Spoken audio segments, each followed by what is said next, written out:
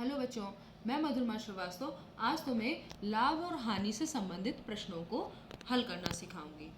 तो बच्चों, दैनिक जीवन में बहुत सारी चीज़ें तुम खरीदते भी हो, बेचते भी हो और लाभ हानि से संबंधित चीज़ों को समझते भी हो। लेकिन अब इससे संबंधित गणितीय प्रश्नों को हम कैसे हल करें, इन्हें कुछ सिंपल उदाहरण लेकर हम समझेंगे। तो देखो, जैसे ये 10 मार्कर का एक बॉक्स है, ठीक है, जिसे कि हमने 160 रुपये में खरीदा, ठीक है। तो प्रत्येक मार्कर के लिए हमने 16 रुपये खर्च किए। तो जिस मूल्य पर हम किसी भी वस्तु को खरीदते हैं वो कहलाता है उसका क्रय मूल्य, ठीक है। तो इसके लिए इसका क्रय मूल्य क्या है? इन 10 मार्कर के बॉक्स का क्रय मूल्य हो गया 160 रुपये, ठीक है, क्योंकि हमने 160 रुपये खर्च करके इस बॉक्स को खरीदा है जिसमें कि 10 मार्कर है। तो इसका क्रय मूल्य यानी कॉस्ट प्राइस हो गया हमारा 160 रुपये। अब हम 160 रुपये में से खरीद कर और 200 रुपये में बेच देते हैं इन 10 मार्कर को, यानी पर पीस हम 20 रुपये में बेच रहे हैं 16 रुपये में खरीद कर।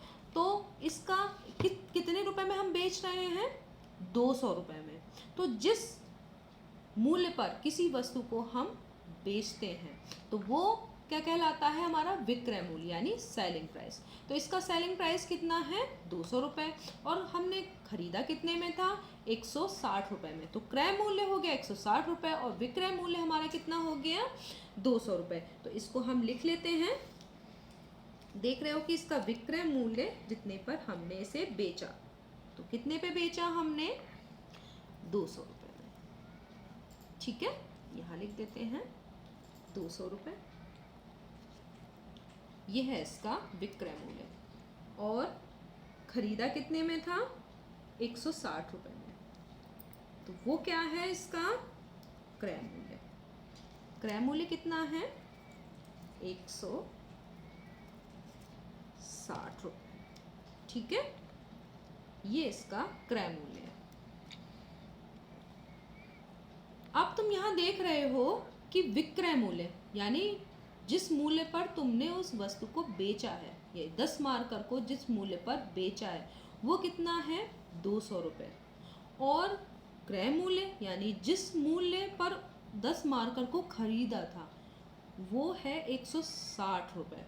तो यहाँ देख रहे हो कि विक्रय मूल्य ज़्यादा है क्रय मूल्य से, ठीक है। तो जितने में हम वस्तु को बेच रहे हैं वो खरीदे वाले मूल्य से ज़्यादा है, तो हमें इसका मतलब क्या होगा? लाभ होगा, ठीक है। तो अगर विक्रय मूल्य क्रय मूल्य से ज़्यादा है तो हमें हमेशा क्या होगा? लाभ। और वो लाभ कितना होगा हम कैसे निकालेंगे? तो हम क्या करेंगे? विक्रय मूल्य में से क्रय मूल्य को सब्ट्रैक्ट कर देंगे यानी घटा देंगे और हमें पता चल जाएगा कि लाभ कितना हुआ। तो यहाँ देख रहे हो कि तुम्हें लाभ कितना हुआ है? लाभ तुम्हें हुआ है 40 रुपीज़ का, ठीक है। तो ये तुम्हारा लाभ निकल आया। अगर हम कोई दूसरा एग्जाम्पल लें तो हम इसको हटा देते हैं और फिर देखते हैं कि उसमें प्रॉफिट है या लॉस। तो ये देख रहे हो कि ये 5 पेन है, ये 5 पेन का सेट है और जो हमने अगर थोक में ख़रीदा तो ये हमको 25 रुपये का मिला, यानी हमने इसके लिए 25 रुपये कीमत अदा की है, ठीक है। तो 25 रुपये क्या हो गया? इसका क्रय मूल्य, ठीक है। तो 25 रुपये हम यहाँ पर लिख देंगे इसके क्रय मूल्य की जगह, ठीक है। ये हो गया इसका क्रय मूल्य। अब हमने इसे थोक में खरीदा था 25 रुपये में और हमने बेच दिया इसको 30 रुपये में, यानी पर जो हमने पेन के लिए जो विक्रय मूल्य है वो कितना हो गया? 6 रुपये, ठीक है। 5 पेन थे, 30 रुपये में टोटल 5 पेन बेच दिए। तो इसका विक्रय मूल्य कितना हो गया? इन 5 पेन का विक्रय मूल्य हो गया 30 रुपये। तो यहाँ पर भी देख रहे हो कि विक्रय मूल्य ज़्यादा है क्रय मूल्य कम है, तो तुम्हें लाभ ही होगा। अब लाभ कितना होगा? तुम इससे सब्ट्रैक्ट करो, तो सब्ट्रैक्ट करने पे कितना आएगा? 5 रुपीज़। तो तुम्हारा इसमें फॉर्मूला भी तुम्हें पता चल गया कि लाभ बराबर क्या होता है, विक्रय मूल्य माइनस क्रय मूल्य। ठीक है, तो लाभ के लिए विक्रय मूल्य का क्रय मूल्य से ज़्यादा होना आवश्यक है।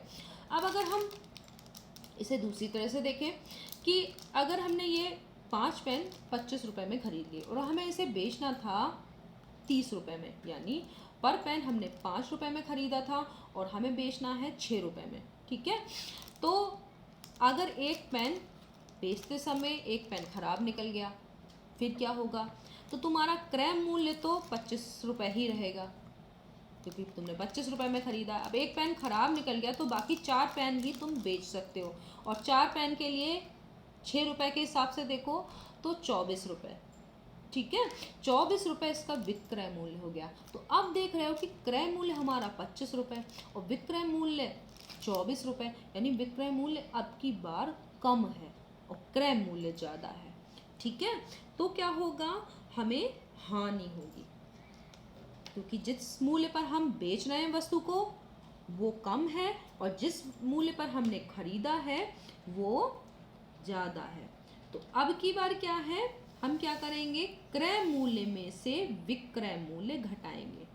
ठीक है, तो अब यहाँ पर कितना लिखेंगे हम, यहाँ पर लिखेंगे हम 24। ठीक है, तो अब कितना आ गया हमारा लॉस, यानी हानि कितनी है हमारी, वो है हमारी 1 रुपी। ठीक है, तो हमें 1 रुपये की हानि हो गई है लाभ की जगह। ठीक है, तो तुम्हें समझ में आ गया होगा कि हानि और लाभ हम कैसे निकालते हैं। तो लाभ अगर होगा तो हम विक्रय मूल्य में से क्रय मूल्य घटाएंगे क्योंकि विक्रय मूल्य लाभ में ज़्यादा होता है, और अगर हानि हो रही है तो क्रय मूल्य में से विक्रय मूल्य घटाएंगे क्योंकि उस समय क्रय मूल्य हमारा ज़्यादा होगा। ठीक है, अब एक नेक्स्ट क्वेश्चन करते हैं, एक वर्ड प्रॉब्लम, इसको हटा देते हैं। ये देखो एक क्वेश्चन है कि यदि रमेश ने एक पुराना मोबाइल 2000 रुपये में खरीदा तो इसका क्रय मूल्य कितना हुआ जिस पे उसने खरीदा है, तो क्रय मूल्य हमारा है 2000 रुपये। ठीक है, क्योंकि इस मूल्य पर उसने मोबाइल खरीदा है, तो इक्वल टू का साइन लगा देंगे और ये हमारा क्रय मूल्य हो गया। अब उसे ठीक कराने में, चूंकि पुराना मोबाइल था, ठीक कराने में उसने 500 रुपये और खर्च कर दिए, यानी जो जिस मूल्य पर उसने खरीदा था उससे भी 500 रुपये उसे और खर्च करने पड़े। तो इस तरीके का, जैसे कोई वस्तु हम खरीदने जाते हैं तो जो भाड़ा में लगता है या उसे ठीक कराने में मरम्मत आदि का खर्चा होता है उसको बोलते हैं उपरिव्यय, यानी ओवरहेड चार्जेस, और वो कितने हैं 500 रुपये।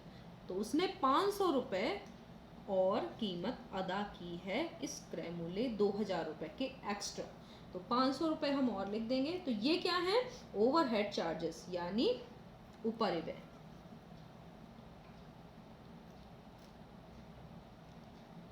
अब उसे टोटल कितनी लागत लगी, कितनी कीमत चुकानी पड़ी, तो उसे टोटल इस मोबाइल के लिए 2000 रुपये जितने पे खरीदा था क्रय मूल्य, और उपरिव्यय उसके अलग, उसको सही कराने में 500 रुपये और लग गए, तो अब लागत मूल्य उसका कितना हो गया, यानी अब इसको लागत मूल्य को कहेंगे, ये कॉस्ट प्राइस है, और ये जो क्रय मूल्य है वो क्या हो गया, परचेस।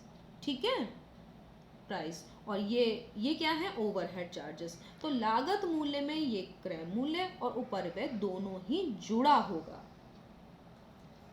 तो इन दोनों को हम जोड़ लेते हैं, तो कितना हो जाएगा 2000 ये और 500 ये, तो हम इसको जोड़ के लिख देंगे।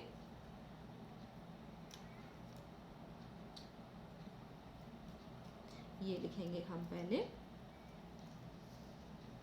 2000 और प्लस ये 500 हो गए। अब कितना होगा हमारा, ये दोनों को हम जोड़ेंगे तो ये कितना आ जाएगा हमारा 2500, ये हम लिख देंगे। ठीक है, इतने रुपीस। तो ये अब हमारी हो गई कॉस्ट प्राइस। ठीक है, अब तुम्हारा आगे देखो कि तथा उसे अपने मित्र को 3,000 रुपए में बेच दिया। तो जो जिस मूल्य पर हम किसी वस्तु को बेचते हैं वो क्या होता है, विक्रय मूल्य यानी सेलिंग प्राइस। तो इसको हम लिखेंगे इक्वल टू का साइन लगाएंगे, और सेलिंग प्राइस हमारा कितना है, 3,000 रुपए। तो हम कितना लिखेंगे, 3,000 रुपए। तो अब पूछा गया है कि बताइए कि उसे लाभ हुआ या हानि हुई, और कितना लाभ या हानि हुई। तो तुम देख रहे हो कि यहाँ पे विक्रय मूल्य ज़्यादा है, और जो हमारा कॉस्ट प्राइस है यानी लागत मूल्य है वो है 2,500 रुपये, जो कि कम है। इसका मतलब है कि उसे लाभ हुआ, और कितना लाभ हुआ कैसे निकालोगे। तो अब की बार जो है विक्रय मूल्य में से खाली क्रय मूल्य नहीं घटाएंगे, क्रय मूल्य प्लस उपरिव्यय यानी जो लागत मूल्य है ये घटाएंगे। ठीक है, क्योंकि इसको क्रय मूल्य के अलावा भी खर्चा करना पड़ा है उस मोबाइल को रिपेयर कराने में, तो ये दोनों ऐड हो जाएगा। तो अब की बार हमारा जो आंसर आएगा यानी जो लाभ होगा वो कितना होगा, लाभ हो जाएगा इस 3,000 में से हम कितना घटाएंगे,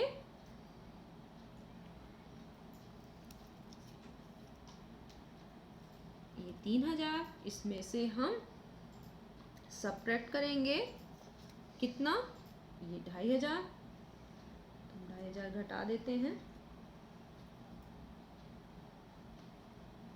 ये लो, ये हमने सब्ट्रैक्ट कर दिया। अब हमारा प्रॉफिट कितना आ रहा है, प्रॉफिट आ रहा है 500 रुपीज यानी 500 रुपए।